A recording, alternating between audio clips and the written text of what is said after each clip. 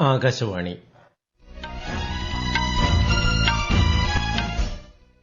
നമസ്കാരം. വാർത്തകൾ വായിക്കുന്നത് ഉദയൻ കിളിയന്നൂർ.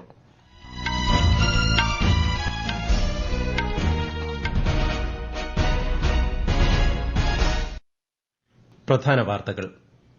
പുതിയ സാങ്കേതിക വിദ്യ സ്വീകരിക്കുന്നതിലും പരീക്ഷിക്കുന്നതിലും ഇന്ത്യൻ ജനത മറ്റാരെക്കാളും മുന്നിലാണെന്ന് മൻ കി ബാത്തിൽ പ്രധാനമന്ത്രി നരേന്ദ്രമോദി. ആയുഷ്മാൻ യോജന, ജൻ ഔഷധി കേന്ദ്രങ്ങൾ തുടങ്ങിയവ പരമാവധി പ്രയോജനപ്പെടുത്തണമെന്ന് ജനങ്ങളോട് പ്രധാനമന്ത്രി. മധ്യപ്രദേശിലെ ഛത്തർപൂർ ജില്ലയിൽ ബാഗേശ്വർ ധാം മെഡിക്കൽ ഇൻസ്റ്റിറ്റ്യൂട്ടിന് പ്രധാനമന്ത്രി തറക്കല്ലിട്ടു. സാങ്കേതിക വിദ്യയുടെ സ്രോതസ്സാകാൻ രാജ്യം ആഗോളതലത്തിൽ ശ്രമിക്കുകയാണെന്ന് വിദേശകാര്യമന്ത്രി എസ് ജയശങ്കർ. ജനകീയ ആസൂത്രണ പ്രവർത്തനങ്ങളുടെ തുടർച്ചയാണ് നവകേരള സൃഷ്ടിയെന്ന് മുഖ്യമന്ത്രി Pinarayi Vijayan. ICC champions trophy ക്രിക്കറ്റിൽ പാകിസ്ഥാനെതിരെ ഇന്ത്യയ്ക്ക് 242 റൺ വിജയലക്ഷ്യം. വാർത്തകൾ വിശദമായി. നിർമ്മിത ബുദ്ധിയുടെ മേഖലയിൽ ഇന്ത്യ അതിവേഗം ശക്തമായ സാന്നിധ്യം അറിയിക്കുകയാണെന്ന് പ്രധാനമന്ത്രി നരേന്ദ്രമോദി. പുതിയ സാങ്കേതിക വിദ്യ സ്വീകരിക്കുന്നതിലും പരീക്ഷിക്കുന്നതിലും ഇന്ത്യൻ ജനത മറ്റാരെക്കാളും മുന്നിലാണെന്നും പ്രതിമാസ റേഡിയോ പരിപാടിയായ മൻ കി ബാത്തിൽ പ്രധാനമന്ത്രി പറഞ്ഞു. അടുത്തിടെ പാരീസിൽ നടന്ന ആർട്ടിഫിഷ്യൽ ഇന്റലിജൻസ് ആക്ഷൻ ഉച്ചകോടിയിൽ പങ്കെടുക്കവെ ഈ മേഖലയിലെ ഇന്ത്യയുടെ പുരോഗതിയെ ലോകം പ്രശംസിച്ചതും അദ്ദേഹം പരാമർശിച്ചു. स्पेस और साइंस की तरह एक और क्षेत्र है जिसमें भारत तेजी से अपनी मजबूत पहचान बना रहा है. ये क्षेत्र है एआई यानी आर्टिफिशियल इंटेलिजेंस. हाल ही में मैं एआई के एक बड़े सम्मेलन में हिस्सा लेने के लिए पेरिस गया था. वहां दुनिया ने इस सेक्टर में भारत की प्रगति की खूब सराहना की. स्पेस सेक्टर हो या फिर एआई, हमारे युवाओं की बढ़ती भागीदारी एक नई क्रांति को जन्म दे रही है. ബഹിരാകാശ മേഖലയിൽ രാജ്യത്തിന്റെ നേട്ടങ്ങൾ പുതിയ ഉയരങ്ങൾ കീഴടക്കാനുള്ള ദൃഢനിശ്ചയത്തിന്റെ ഫലമാണെന്ന് പ്രധാനമന്ത്രി മൻ കി ബാത്തിൽ പറഞ്ഞു. നിർമ്മിത ബുദ്ധിയായാലും ബഹിരാകാശ മേഖലയിലായാലും ഇന്ത്യൻ യുവാക്കളുടെ വർദ്ധിച്ചുവരുന്ന പങ്കാളിത്തം പുതുവിപ്ലവത്തിലേക്ക് വഴി തുറക്കുകയാണെന്നും പ്രധാനമന്ത്രി പറഞ്ഞു. ഈ വരുന്ന അന്താരാഷ്ട്ര വനിതാ ദിനത്തിൽ പ്രധാനമന്ത്രിയുടെ സമൂഹ മാധ്യമ അക്കൌണ്ടുകൾ രാജ്യത്തെ പ്രചോദനാത്മക പ്രവർത്തനത്തിൽ ഏർപ്പെട്ടിരിക്കുന്ന സ്ത്രീകൾക്ക് ഒരു ദിവസത്തേക്ക് കൈമാറുമെന്നും അദ്ദേഹം വ്യക്തമാക്കി. എല്ലാവർക്കും ആരോഗ്യം എന്നത് എല്ലാവർക്കും ഒപ്പം എല്ലാവരുടെയും വികസനം എന്ന കാഴ്ചപ്പാടിന്റെ പ്രധാന സ്തംഭങ്ങളിലൊന്നാണെന്ന് പ്രധാനമന്ത്രി നരേന്ദ്രമോദി. മധ്യപ്രദേശിലെ ഛത്തർപൂർ ജില്ലയിൽ ബാഗേശ്വർ ധാം മെഡിക്കൽ ഇൻസ്റ്റിറ്റ്യൂട്ടിന് തറക്കല്ലിട്ട് സംസാരിക്കുകയായിരുന്നു അദ്ദേഹം. ആയുഷ്മാൻ യോജന, ജൻ ഔഷധി കേന്ദ്രങ്ങൾ തുടങ്ങിയ സർക്കാർ പദ്ധതികൾ പ്രയോജനപ്പെടുത്തണമെന്നും പ്രധാനമന്ത്രി ജനങ്ങളോട് അഭ്യർത്ഥിച്ചു. ഈ വർഷത്തെ ബജറ്റിൽ ക്യാൻസർ ചികിത്സയുമായി ബന്ധപ്പെട്ട നിരവധി പ്രഖ്യാപനങ്ങൾ നടത്തിയിട്ടുണ്ട്. അടുത്ത 3 വർഷത്തിനുള്ളിൽ രാജ്യത്തെ എല്ലാ ജില്ലകളിലും ക്യാൻസർ ഡേ കെയർ സെന്ററുകൾ തുറക്കുമെന്നും പ്രധാനമന്ത്രി പറഞ്ഞു. सबका साथ सबका विकास के इस संकल्प का भी एक बड़ा आधार है सबका इलाज सबको आरोग्य. इस विजन को पूरा करने के लिए हम अलग अलग स्तर पर फोकस कर रहे हैं. മധ്യപ്രദേശ്, ബീഹാർ, അസം എന്നിവിടങ്ങളിലേക്കുള്ള പ്രധാനമന്ത്രിയുടെ 3 ദിവസത്തെ സന്ദർശനത്തിന് ഇന്ന് തുടക്കമായി. നാളെ ബീഹാറിലെ ഭഗൽപൂരിൽ പിഎം കിസാൻ പദ്ധതിയുടെ 19ാം ഗഡു വിതരണം പ്രധാനമന്ത്രി നിർവഹിക്കും. രാജ്യത്ത് ഉടനീളമുള്ള 9.7 കോടിയിലധികം കർഷകർക്ക് 21,500 കോടിയിലധികം രൂപയുടെ നേരിട്ടുള്ള സാമ്പത്തിക സഹായം ഇതിലൂടെ ലഭിക്കും. ഡൽഹിയിൽ 8ാം നിയമസഭയുടെ ആദ്യ സമ്മേളനം നാളെ ആരംഭിക്കും. പുതുതായി തെരഞ്ഞെടുക്കപ്പെട്ട അംഗങ്ങൾ നാളെ സത്യപ്രതിജ്ഞ ചെയ്യും. സ്പീക്കറുടെ തെരഞ്ഞെടുപ്പും നാളെ നടക്കും. സമ്മേളനത്തിന്റെ 2ാം ദിവസം ലഫ്റ്റനന്റ് ഗവർണർ വിനയ് കുമാർ സക്സേന സഭയെ അഭിസംബോധന ചെയ്യും.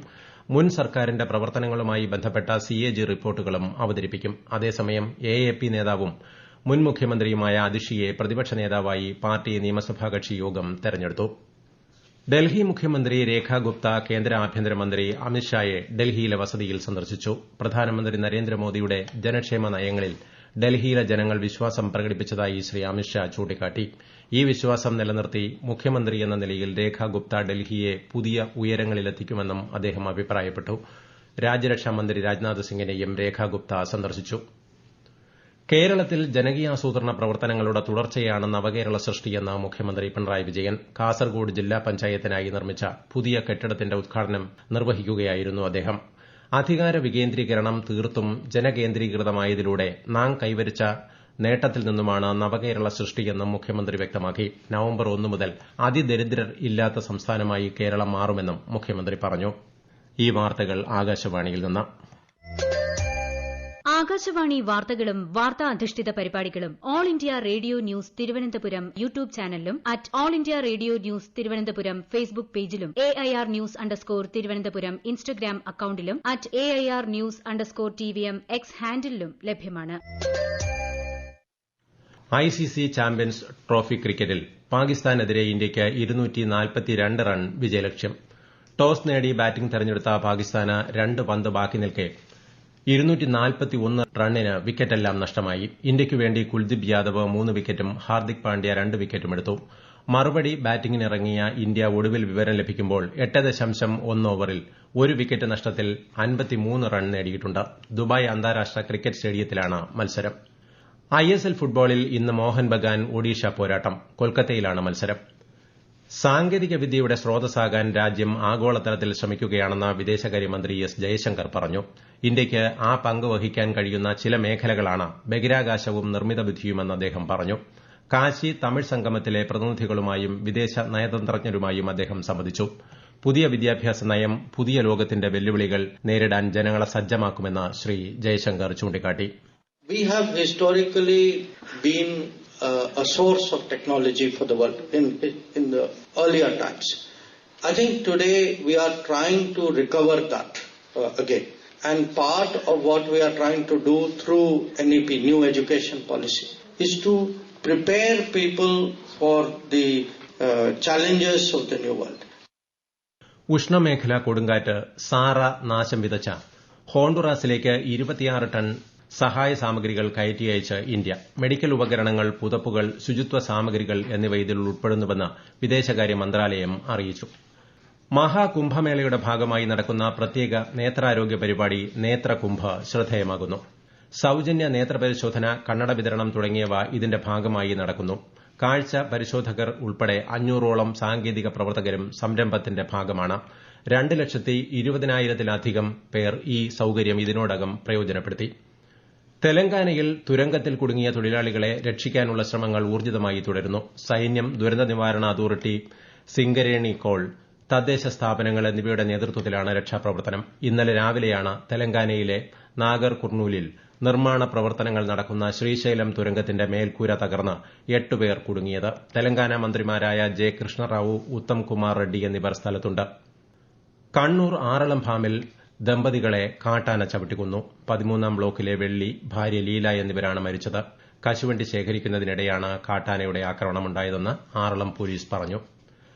ബംഗ്ലാദേശിൽ നിരവധി മെഡിക്കൽ കോളേജുകളിൽ ഇന്റേൺ ഡോക്ടർമാർ ഇന്ന് പണിമുടക്കി. മെഡിക്കൽ രംഗത്തെ പരിഷ്കരണങ്ങൾ ഉൾപ്പെടെ 5 ആവശ്യങ്ങൾ ഉന്നയിച്ചായിരുന്നു സമരം. സമരം രോഗികളുടെ ചികിത്സയെ സാരമായി ബാധിച്ചതായാണ് റിപ്പോർട്ട്. സമാധാന പാലനത്തിൽ സ്ത്രീകളുടെ പങ്ക് ഗ്ലോബൽ സൌത്തിന്റെ വീക്ഷണത്തിൽ എന്ന വിഷയത്തിൽ വനിതാ സമാധാന സേനാംഗങ്ങൾക്കായുള്ള ആദ്യ സമ്മേളനം നാളെ ന്യൂഡൽഹിയിൽ ആരംഭിക്കും. വിദേശകാര്യമന്ത്രി എസ് ജയശങ്കർ മുഖ്യപ്രഭാഷണം നടത്തും. പ്രതിരോധ മന്ത്രാലയത്തിന്റെയും ഐക്യരാഷ്ട്രസഭയുടെയും സഹകരണത്തോടെ വിദേശകാര്യ മന്ത്രാലയമാണ് ദ്വിദിന സമ്മേളനം സംഘടിപ്പിക്കുന്നത്. പുതുച്ചേരിയിൽ നിയമസഭാ സാമാജികർക്കുള്ള കമ്പ്യൂട്ടർ പരിശീലന പരിപാടി മുഖ്യമന്ത്രി എൻ രംഗസ്വാമി ഉദ്ഘാടനം ചെയ്തു. നിയമസഭകൾ പേപ്പർ രഹിതമാക്കുന്നത് ലക്ഷ്യമിട്ടുള്ള നാഷണൽ ഇ-വിധാൻ ആപ്ലിക്കേഷൻ പദ്ധതിയുടെ ഭാഗമായാണ് പരിശീലനം. നടക്കാനിരിക്കുന്ന നിയമസഭാ ബജറ്റ് സമ്മേളനം പൂർണ്ണമായി ഡിജിറ്റൽ രീതിയിലാക്കാൻ പുതുച്ചേരി ലക്ഷ്യമിടുന്നു. കേരളത്തിലെ ഈ വർഷത്തെ റവന്യൂ ദിനാഘോഷവും റവന്യൂ സർവേ വകുപ്പ് ജീവനക്കാർക്കുള്ള പുരസ്കാര വിതരണവും നാളെ വൈകുന്നേരം തിരുവനന്തപുരത്ത് മുഖ്യമന്ത്രി പിണറായി വിജയൻ നിർവഹിക്കും. മന്ത്രി കെ രാജൻ അധ്യക്ഷത വഹിക്കും. കേരളത്തിലെ റവന്യൂ ഭരണത്തിന്റെ അടിസ്ഥാന രേഖയായി കരുതുന്ന 1886 ഫെബ്രുവരി 24 തിരുവിതാംകൂർ സെറ്റിൽമെന്റ് വിളംബരത്തിന്റെ അടിസ്ഥാനത്തിലാണ് ഫെബ്രുവരി 24 റവന്യൂ ദിനമായി ആചരിക്കുന്നത്. കേരളത്തിലെ 28 തദ്ദേശ വാർഡുകളിൽ നാളെ ഉപതെരഞ്ഞെടുപ്പ് നടക്കും. രാവിലെ 7 മുതൽ വൈകിട്ട് 6 വരെയാണ് പോളിംഗ്. വോട്ടെണ്ണൽ മറ്റന്നാൾ നടക്കും. പ്രധാന വാർത്തകൾ വീണ്ടും. പുതിയ സാങ്കേതിക വിദ്യ സ്വീകരിക്കുന്നതിലും പരീക്ഷിക്കുന്നതിലും ഇന്ത്യൻ ജനത മറ്റാരെക്കാളും മുന്നിലാണെന്ന് മൻ കി ബാത്തിൽ പ്രധാനമന്ത്രി നരേന്ദ്രമോദി. ആയുഷ്മാൻ യോജന, ജൻഔഷധി കേന്ദ്രങ്ങൾ തുടങ്ങിയവ പരമാവധി പ്രയോജനപ്പെടുത്തണമെന്ന് ജനങ്ങളോട് പ്രധാനമന്ത്രി. മധ്യപ്രദേശിലെ ഛത്തർപൂർ ജില്ലയിൽ ബോഗേശ്വർ ധാം മെഡിക്കൽ ഇൻസ്റ്റിറ്റ്യൂട്ടിന് പ്രധാനമന്ത്രി തറക്കല്ലിട്ടു. സാങ്കേതിക വിദ്യയുടെ സ്രോതസ്സാകാൻ രാജ്യം ആഗോളതലത്തിൽ ശ്രമിക്കുകയാണെന്ന് വിദേശകാര്യമന്ത്രി എസ് ജയശങ്കർ. ജനകീയാസൂത്രണ പ്രവർത്തനങ്ങളുടെ തുടർച്ചയാണ് നവകേരള സൃഷ്ടിയെന്ന മുഖ്യമന്ത്രി Pinarayi Vijayan. ICC champions trophy ക്രിക്കറ്റിൽ പാകിസ്ഥാനെതിരെ ഇന്ത്യയ്ക്ക് 242 റൺ വിജയലക്ഷ്യം. വാർത്തകൾ കഴിഞ്ഞു. അടുത്ത വാർത്താ പ്രക്ഷേപണം 8:35-ന്.